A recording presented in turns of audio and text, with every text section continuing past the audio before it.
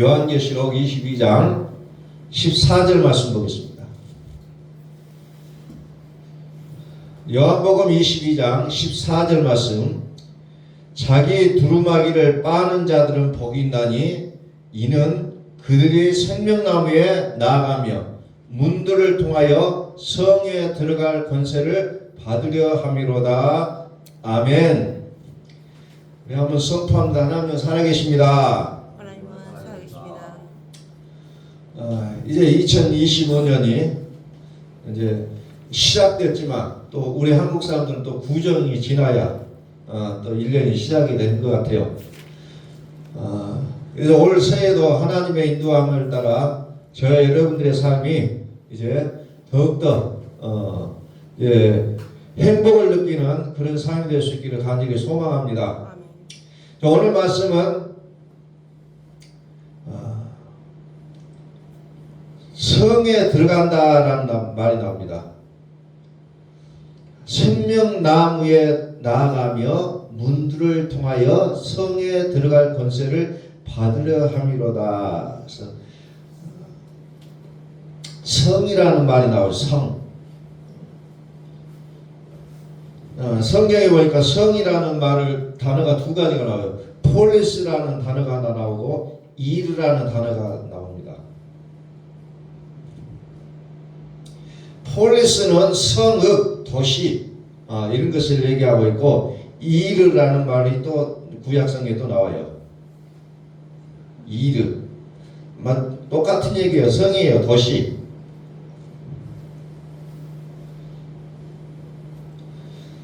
그래서 이 성 안의 성전은 사람을 가리켜 있고 그 영역에서가 아니라는 거죠. 자, 하나님의 전적인 도시.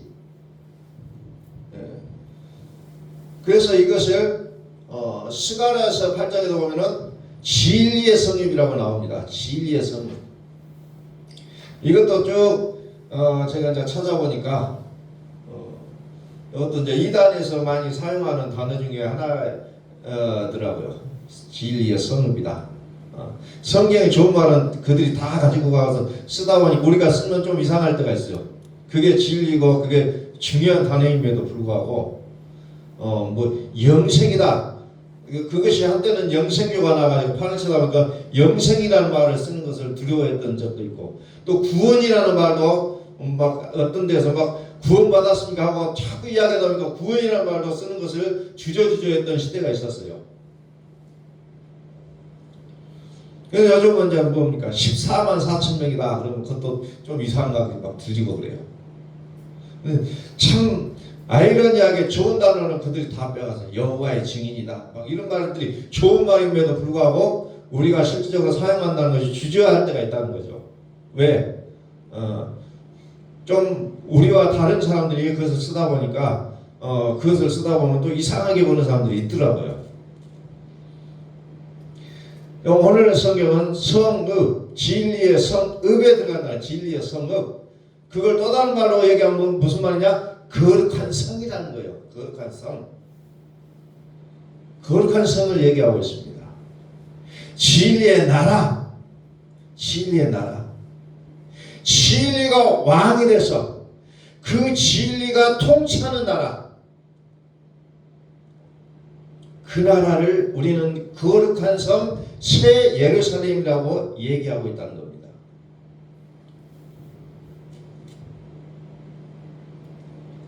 자, 계시록 22장 1절 2절을 봅니다. 자, 거기에 보니까 뭐가 나오니까 여기도 보니까 그 진리의 성읍이 어떻게 만들어졌는가 라는 부분이 나오죠. 또 그가 수정같이 맑은 생명수의 강을 내게 보이니 하나님과 및 어린 양의 보호자로부터 나와서 길 가운데로 흐르더라. 강 좌우에 생명나무에서 12가지 열매를 맺되 달마다 그 열매를 맺고 그 나무 잎사귀들은 만국을 치료하게 하여 있더라. 이렇게 나옵니다. 저는 이제 어느 도시를 가든지 우리 순천 같은 동천, 이 동천 같은 강줄기가 있는 그런 도시들을 굉장히 제가 좀 좋게 보여요. 그래서 서울도 마찬가지로 한강이 있어서 너무나도 아름답기 때문에 조선 대대로 지금까지 수도로 이렇게 사용하고 있는 도시가 서울이잖아요. 또 우리 가까운 진주도 가보면은 남강이 흐르고 있어요. 다 그런 도시들은 멋지다는 겁니다. 멋있어요. 아름답습니다. 순천에 와서 이 도시가 별로다라고 말하고 간 사람은 거의 저는 못 들어봤어요. 다 아름답다고 얘기해요. 살기 좋은 도시다. 그래서 진주 가봤더니 강이 더 커요. 또 큰 만큼 더 아름다운 모습들이 또 많이 있더라고요. 오늘 보니까 여기 시위에서 또 어떻게 됩니까? 강 좌우에 생명나무 그 강줄기가 흐르고 있어요. 에덴 동산이 처음부터 애초에 나올 때부터 뭐였어요? 사대강이 흐르는 그 곳에 에덴 동산이 세워지고 있습니다. 유브라데 뭐 강이 다 나왔잖아요. 그래서 물을 중심으로 이제 사람이 사는 세상도 만들어질 뿐만 아니라 이 시위의 성읍도 물을 중심으로 이렇게 나오고 있다는 거예요. 강 좌우에 생명나무가 있다는 거죠. 그런데 이 생명나무의 열매를 따먹지 말라고 이제 에덴 동산에서는 막아버렸다는 거예요. 막아버렸어요. 자, 그래서 여기 보니까 그 나무 잎사귀는 만국을 치료하게 하여 있더라 그랬잖아요. 만국을 치료한다. 만국이 뭐예요? 모든 만물 이것을 파스라고 얘기합니다. 만물을 파스라는 단어를 쓰고 있어요. 전부 모든 것 이런 것을 얘기하고 있어요. 전체. 그래서 모든 만물을 통치하게 되지는 이 능력이 이제 진리의 성읍에 있다는 거죠. 그래서 그 생명나무 열매로 이제 그 속으로 들어갈 수 있도록 하나님께서 그 길을 열어주시겠다는 겁니다. 그래서 오늘 읽었던 본문의 성경이 뭐라고 얘기합니까? 자기 두루마리를 빠는 자들이 그 성으로 들어갈 수 있다는 겁니다.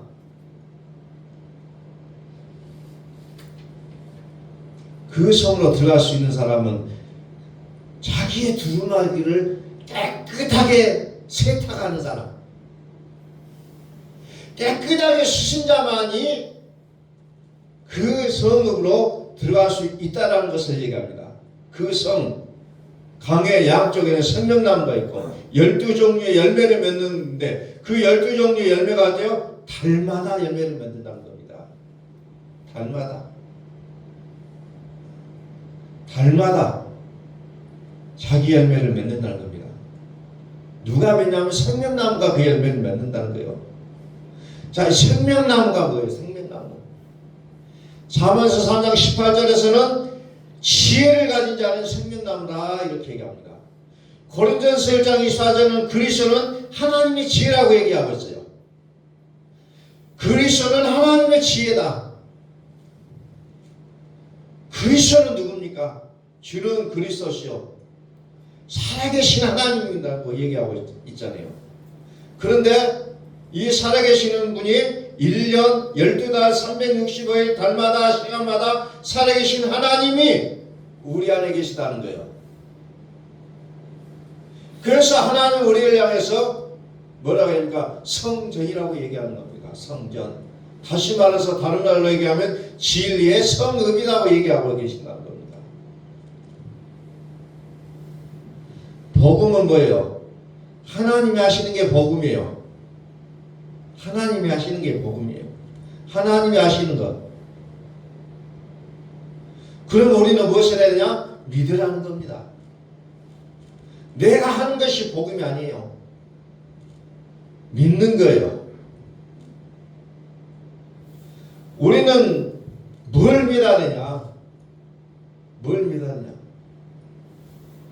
이 문제, 저 문제, 어떤 문제, 이런 것들이 풀어지는 것을 믿는 게 아니고 나는 하나님은 빛도 있고 어둠도 짓고 빛도 짓고 환난도 짓고 평안도 지었다는 것. 어떤 상황에 있었든지 하나님이 살아계신 나의 주인의 주권임을 내가 믿는 것이 나의 믿음이 돼야 된다는 겁니다. 근데 우리는 되는 것만 믿어요. 안 되는 것 같으면, 내가 안 될 것 같은 것은 나도 안 믿고 하나님도 안 해주실 거라고 우리는 생각할 때가 너무 많다는 겁니다.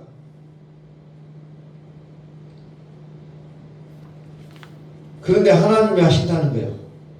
이 믿음이 될 때 우는 사자들이 둘 삼키자를 찾아내는 영적 활동이 있을지라도, 어떤 상황과 여건이 있을지라도 하나님의 주권에 믿음이 있다면 어때요? 다니엘이 신앙 고백했던 것처럼 그리 아니하실지라도 어때요? 감사하고 찬송이 나오게 된다는 겁니다. 그랬을 때 어때요? 감옥의 문이 열렸잖아요. 그런데 우리는 이것이 내 생각 속에 안 들어가요. 상상이 안 돼요. 그러다 보니까 안 된다고 못을 박아버린다는 겁니다. 하나님은 하실 수 있는 능력이 되지만 내가 안 된다고 얘기한다는 거죠. 하나님의 주권에 믿음을 가지시라는 거예요. 진리의 성읍은 하나님의 말씀이 통치하는 것이에요.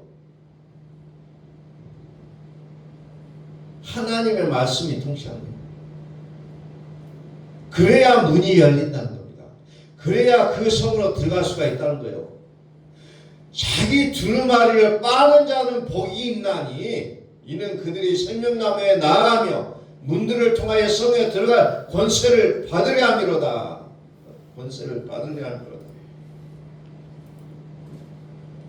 다 끊어진다는 거예요. 성경 모든 것을 지 아래 가둬놨는데 약속을 믿는 자들에게 그것을 주기 위해서 가둬놨다고 얘기했잖아요. 약속, 영원한 복음, 항상 살아계신 하나님, 그 영원한 생명, 그 영원한 생명이 우리에게 영생을 약속하셨다는 겁니다. 그 두루마리를 빠는 자들은 빤다. 두루마리를 빨아야 된다는 겁니다. 이걸 다른 성경에 이제 번역된 거 보니까 뭐라고 얘기하냐면 그분의 명령들을 행하는 자들은 복이 있나니 이렇게 또 번역이 된 성경책이 있어요. 다시 말해서 두루마기를 빤다는 게 뭐냐? 그분의 명령들을 행하는 자들이 바로 두루마기를 빠는 자들이라는 겁니다. 그래서 이 두루마기를 빠는 자들은 복이 있나니, 복이 있나니. 다시 말해서 이 부분은 무슨 말이냐면 내가 살아왔었던 삶의 모든 믿음이라는 하나님이라고 여겼던 그 부분들을 이제는 버리라는 겁니다. 우리는 끊임없이 내 생각이에요. 내 생각. 하나님 믿을 때도 내 생각으로 믿어요. 그게 무서운 거예요. 이사야에서 보면은 신을 짓는데 나무나 어떤 돌로 형상을 만들면서 이제부터 너는 나의 신이다.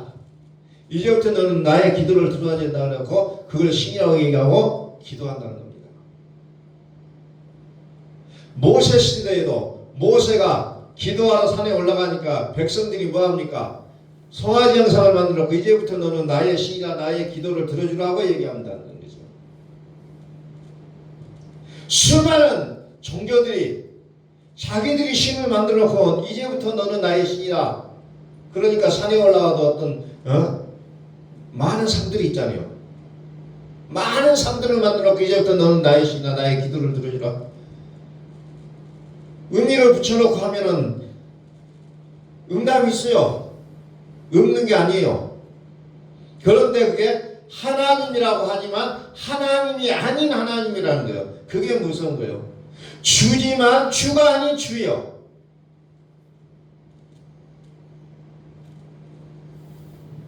주지만 주가 아니라는 거예요. 하나님인데 참 하나님이 아니라는 거예요. 얼마든지 거기서 믿음을 표현할 수가 있다는 겁니다. 얼마든지. 바위에다 놓고 기도하니까 기도 응답이 이루어져요. 나무에다가 금줄을 걸어놓고 기도하니까 기도 응답이 있어요. 그거든지 다 있다는 겁니다. 있기는 있어요. 그러나 참 하나님이 아니라는 거죠. 참 하나님 아니에요.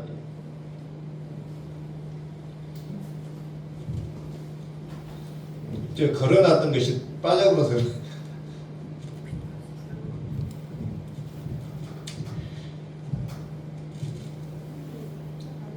그것은 내가 살아왔던 모든 과정이 그것이 우리는 기준이 되어버린다는 거예요. 기준이 되어버려. 이제 그게 문제라는 겁니다. 그걸 내려놓고 하나님의 말씀의 법이 나의 삶의 기준이 되어야 되는데 그게 안 된다. 그래서 뭐라고 얘기합니까? 두루마기를 빠는 자들은 얘기하고 있다는 겁니다. 두루마기를 빠는 자들은 빨아버려 세탁을 해버려야 된다는 거죠.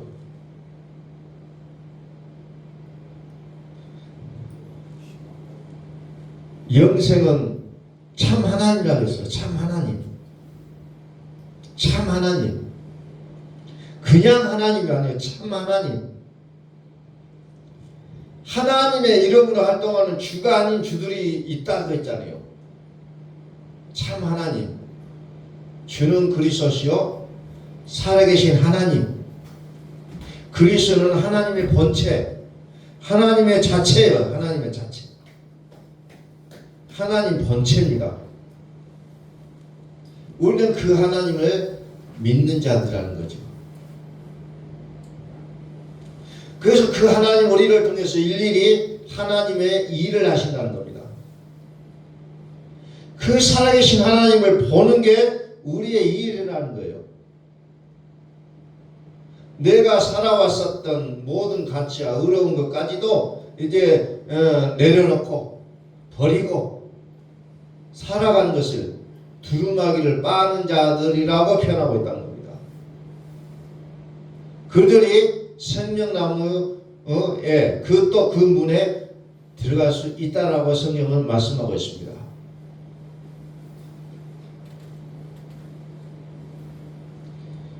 두루마기를 빠는 자들의 복, 생명나무 그 성에 들어간다고 얘기하고 있습니다. 오늘 우리 모두가 이 성읍에 들어가는 복이 있기를 예수 그리스도의 이름으로 선포합니다. 이 성에 들어가야 살아남을 수가 있다는 거예요. 자, 그런데 15절에 한번 볼까요? 개들과 점술가들과 음행하는 자들과 살인자들과 우상숭배자들과 및 거짓말을 좋아하며 지어내는 자는 다 성 밖에 있으리라. 두루마기를 빠는 자들은 성 안으로 들어가는데 못 들어가는 자들이 있다는 거예요. 그들이 누구예요? 개, 점술가, 음행하는 자, 살인자, 우상숭배자들, 거짓말을 좋아하며 지어내는 자들, 이들은 성 밖으로 밀쳐난다는 거죠. 자, 생명나무가 뭐라고 했습니까? 생명나무는 그리스도라고 했어요. 그리스도. 그리스도는 진리요, 참이요, 하나님이라고 했습니다. 그러니 참과 거짓 반대적인 것은 거짓이에요. 그러니까 거짓말을 하는 자는 성 안으로 들어갈 수가 없다는 겁니다. 거짓말하는 자. 그래서 계시록 21장 끝절에도 계속해서 그런 얘기들이 나오고 있죠. 뭐가 나옵니까? 무엇이든지 속된 것이나 가증한 일 또는 거짓말하는 자는 결코 그리로 들어가지 못하되 오직 어린 양의 생명책에 기록된 자들만 들어가리라. 어린 양의 생명책에 기록된 자, 그들이 또 그 두루마기를 빠는 자라고 이제 같은 내용임을 또 좀 이따 계속해서 말씀드릴 거예요.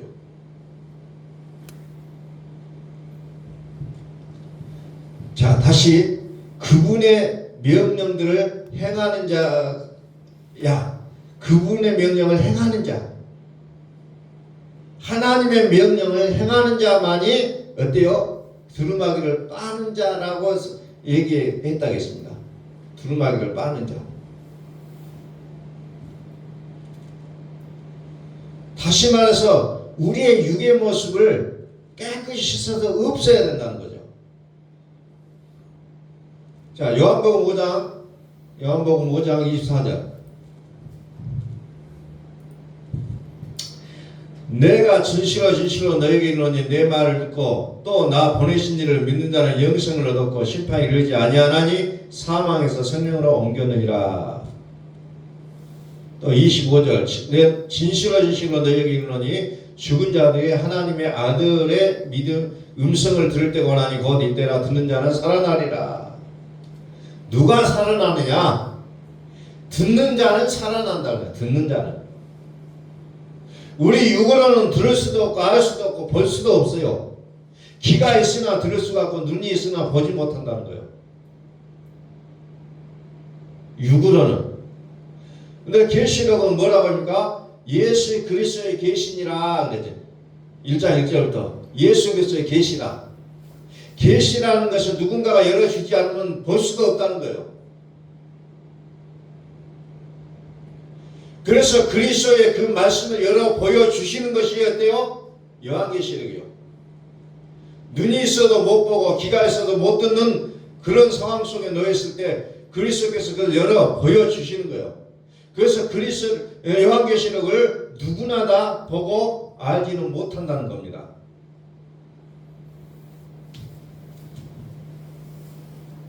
성경은 이미 구체적으로 말씀해 놓고 있어요. 진실로 너에게 이르노니 죽은 자들이 하나님의 아들의 음성을 들을 때가 오나니 죽은 자들은 듣는다는 겁니다. 죽어야 듣는다는 거예요. 근데 우리는 내가 펄펄 살아있는데 들을 수가 없다는 거예요.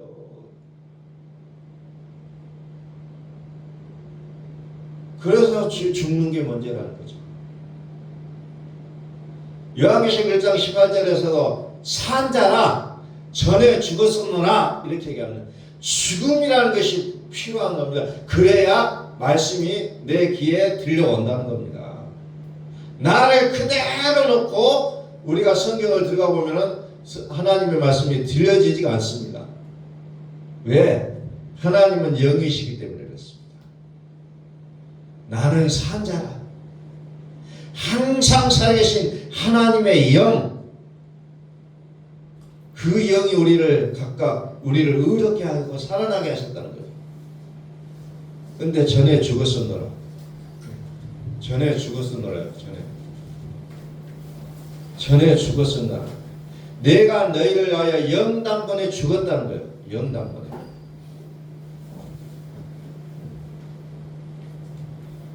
예수는 나를 위해 죽으신 분이요.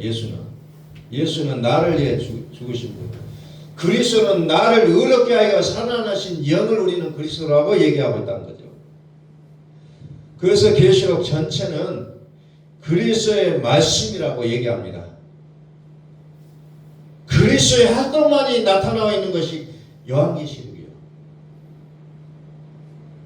난 지금 살아있다. 현재 계시록은 현재 살아계신 그리스도의 말씀이 요한계시록이에요. 근데 뭐라고 말씀하냐? 나는 전에 죽었었다. 그러나 과거를 이야기하지 않습니다. 요한계시록은 지금을 얘기하고 있는 거예요. 지금. 우리가 나이가 들면은 들수록 과거를 얘기하고 젊은 사람일수록 어때요? 미래를 얘기합니다. 요한계시록은 과거를 말하는 것이 아니라 이제 지금과 미래를 얘기하고 있다는 거죠. 현재와 미래. 그래서 요한계시록이 어떻게 보면 굉장히 어려운 거예요. 왜? 육이 죽지 않으면 보여지지 않는 책이기 때문에 어렵다는 겁니다.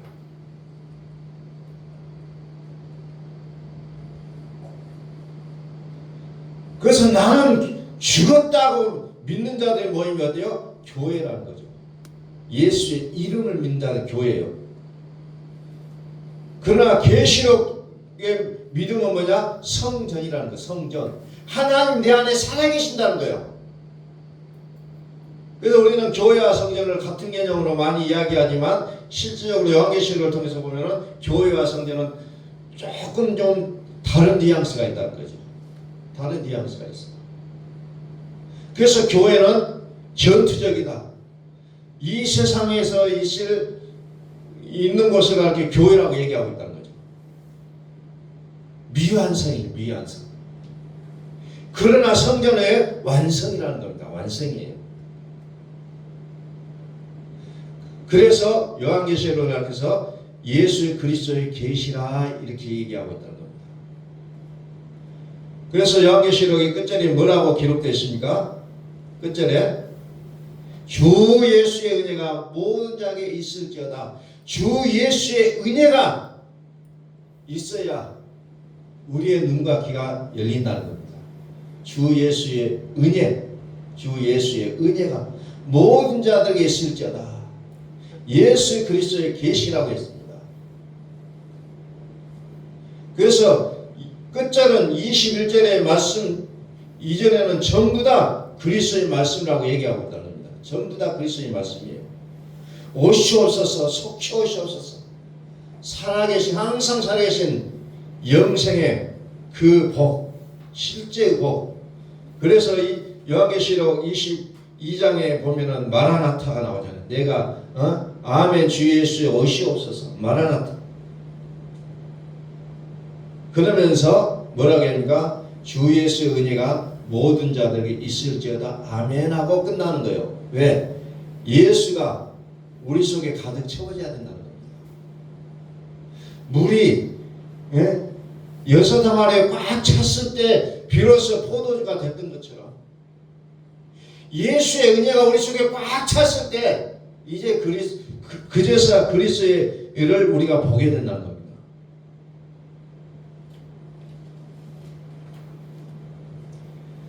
그래서 예수의 믿음을 채우라는 거예요. 예수의 믿음. 이게 이 계시록 전체의 말씀이라는 겁니다. 우리에게 더 좋은, 예수는 더 좋은 언약의 보증인데 더 좋은 언약이라는 말이 무슨 말이야 도대체? 더 좋은 언약이 뭐예요? 영생이라는 것을 얘기하고 있어요. 하나님의 약속은 영원한 생명이다. 그게 영생이잖아요. 영원한 생명. 영원한 생명. 그래서 예수는 영원한 생명으로 들어가는데 더 좋은 언약이라는 거예요. 더 좋은 보증. 더 좋은 언약, 더 좋은 보증. 은혜는 예수요. 예수는 은혜와 진리가 충만하더라. 은혜와 평강, 은혜와 구원. 은혜는 예수요. 구원은 그리스도라고 성경은 구체적으로 표현해 놓고 있다는 겁니다. 영생은 참 하나님, 참 하나님이요. 그 하나님은 우리 안에 오셔서 뿐만 아니라 영원히 떠나지 아니하신다는 거예요. 이 약속을 성경 우리에게 강력하게 하고 계신다는 겁니다. 영원토록 항상 살아계신 하나님. 그것도 우리 안에서 살아주시겠다는 거예요.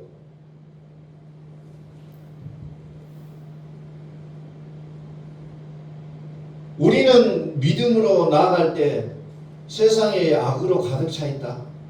왜 이렇게 환난이 많냐, 평안이냐, 뭐 이런 것들을 우리는 구분해서 이야기하는데 결국은 우리는 무엇으로 가야 되냐? 하나님은 사랑이라는 개념을 우리가 보게 된다는 겁니다. 하나님은 악을 행하지 않기 때문에 그렇다는 거죠.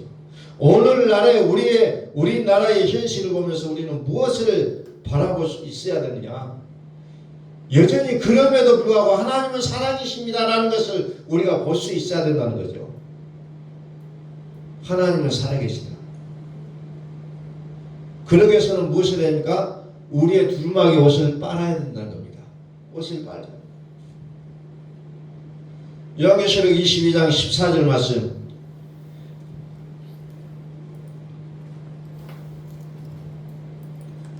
자기 두루마기를 빠는 자들은 복이 있으니 이는 그들이 생명나무에 나가며 문들을 통하여 성에 들어갈 권세를 받으려 함이라.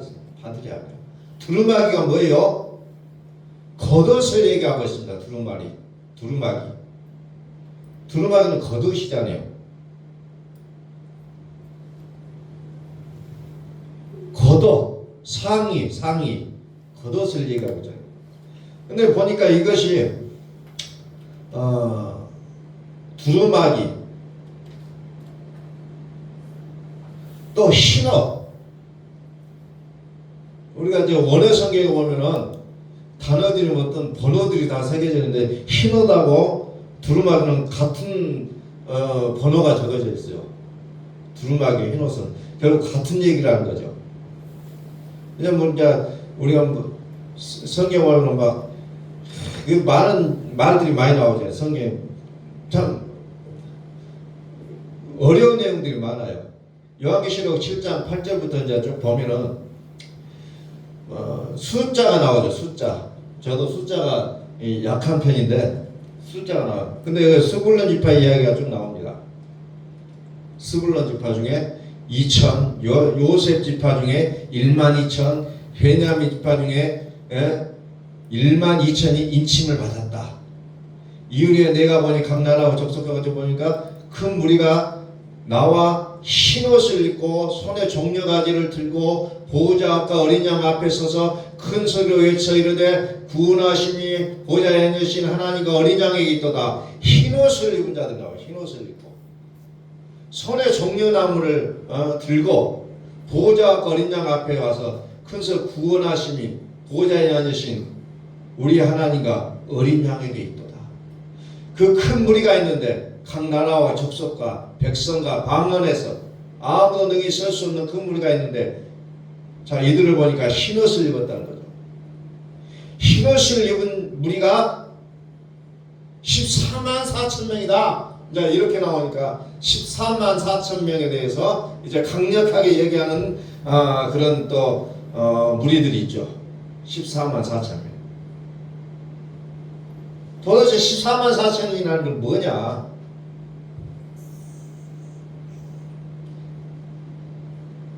(14만 4천 명) 그들이 누구냐? 흰옷을 입은 자죠. 흰옷을 입은 자. 근데 흰옷을 입은 자가 뭐라고 하니까 두루마기를 빠는 자들이에요. 두루마기를 빠는 자. 두루마기를 빠는 자. 두루마기를 빠는 자들이 그 문으로 들어간다는 거죠. 통과하게 된다는 거죠. 요즘은 카드를 들고 가면 이제 회사 받아보면 카드를 들고 가면 그 찍고 들어가요. 그렇지 않으면 절대로 못 들어갑니다. 그런데 이 진리의 성읍은 누가 들어가냐? 두루마기를 빠는 자들이 들어간다는 거예요. 그냥 가면 문이 열려요. 근데 두루마기 옷을 빨지 않는 자가 들어가면 안 열린다는 겁니다. 안 열려요. 통과할 수가 없어요. 14만 4천 명은 단순하게 우리가 문자 그대로 숫자로 봐야 되냐? 이제 이게 싸움이잖아요. 이게 싸움이에요. 근데 우리는 14만 4천 명이 단어를 보기 이전에 무엇부터 봐야 되느냐? 흰옷을 입은 자가 더 중요하다는 거죠. 흰옷을 입은 자. 육신의 이 모든 옷을 깨끗하게 입은 자들, 이 자들을 우리는 더 주의 깊게 보셔야 하는 거예요. 숫자는 상징적인 수예요. 14만 4천 명만 들어간다 그게 아니에요. 그것을 주장했던 그들도 더 많은 사람들을 끌고 들어가려고 막 모집하고 있잖아요. 어떻게든지 모집을 해요. 왜? 자기들 말이 틀렸다고 인정하기 때문에 그런 거예요. 안 그러면 14만 4천 명이면 스톱해버려야 될 거 아니에요. 근데 더 많이 지금 끌고 들어가잖아요. 그게 자기들의 생각이 잘못됐다고 인정하기 때문에 그렇다는 겁니다. 상징적인 수예요. 14만 4천 명만 간다 그 얘기가 아니라는 겁니다. 누가 가냐? 흰옷 입은 자들이 간다는 거예요. 두루마기를 빠는 자들이 들어간다는 겁니다. 두루마기를 빠는 자들이 큰 하늘에서 나오는 자들인데 그들이 누구예요? 어린 양이에요. 그 어린 양의 피에 그 옷을 씻어 희게 된 자들, 이 자들이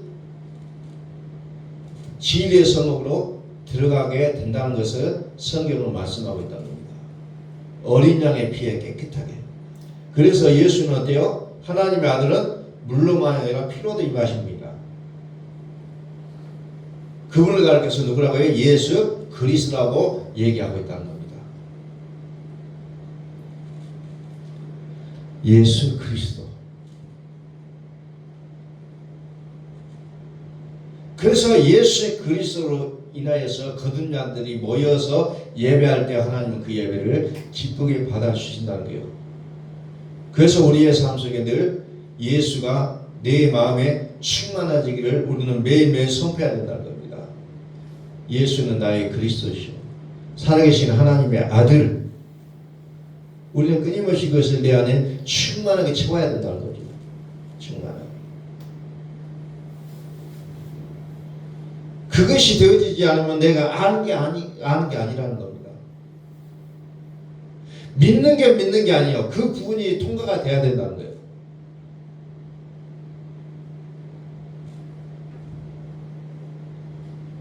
복음의 분량은 내가 얼마만큼 깨끗해졌느냐의 분량이라는 거예요. 도덕을 얘기하는 거 아니에요.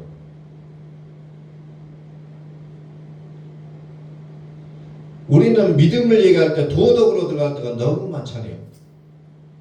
성경에서 말하는 건 도덕을 말하는 게 아니에요. 내가 얼마만큼 그리스도를 내 마음에 받아들이느냐 라는 부분으로 성경 계속해서 말씀하고 있다는 거죠.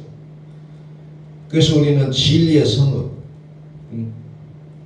두루마기를 빠는 자들은 어린 양의 피로 깨끗함을 입은 자들, 흰옷을 입은 자들, 그들만이 그 성읍에 들어갈 수 있다는 것을 다시 한번 우리는 확인하고, 오직 그리스도 예수의 은혜로 사랑을 우리의 삶이 되시기를 예수 그리스도의 이름으로 선포합니다. 기도하겠습니다.